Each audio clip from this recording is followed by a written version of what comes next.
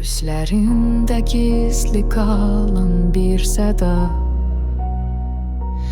Danışmırdın ama her sözün vardı.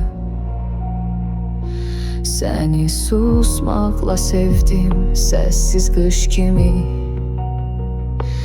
Baxışların üşüdürdü ama alıştırdı beni. Seni sevdim sessizliğin içinde. Kırık bir mahnı kimi ruhumun derinde. Ürəyim seni yazırdı her döyüntüde. Ama sen hiç vaxt oxumadın beni sözlerimde. İzlerini tuturam tek bir xatirədə.